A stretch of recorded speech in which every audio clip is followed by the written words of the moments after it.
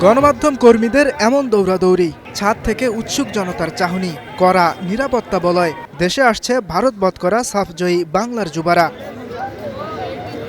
সকাল থেকে বাংলাদেশের মানুষ অপেক্ষায়। সোনালী ট্রফি জয় করে ফিরবে রোনাল্ড ডেকলানরা। তৈরি হচ্ছে সাতখোলা বাস, হাতিরঝিলে তৈরি মঞ্চ। বিকেল হতেই গণমাধ্যম কর্মীরা চাতক পাখির মতো তাকিয়ে বিমানবন্দরের গেটে।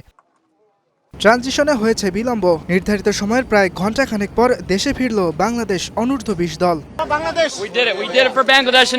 এই অনুভূতি তো অবশ্যই ভালো করে, অনেক বছর পরে আমরা ট্রফিটা পাইছি। বাংলাদেশ দলকে রিসিভ করতে আগেই বিমানবন্দরে পৌঁছে গেছেন যুব ও ক্রীড়া প্রতিমন্ত্রী আমিনুল হক। ক্রীড়া দিবস উপলক্ষে একটি অনুষ্ঠান রয়েছে আমাদের এনএসসিতে। ওই দিনই আমাদের এই জাতীয় বীরদেরকে আমরা ইনশাল্লাহ সংবর্ধনা এবং তাদের জন্য একটি পুরস্কার থাকবে ইনশাল্লাহ। আগে থেকেই বিমানবন্দরে উপস্থিত ঝলমলে সবুজ বাস। রোনাল্ড ডেকলানরা সেই বাসে উঠতেই আলো হলো পরিপূর্ণ উজ্জ্বল। বাসে উঠেই তাদের সে কি বাঁধভাঙা উল্লাস। বিমানবন্দর মারিয়ে বাংলাদেশ দল গেছে হাতিরঝিলে। সেখানে তাদের দেয়া হবে সংবর্ধনা।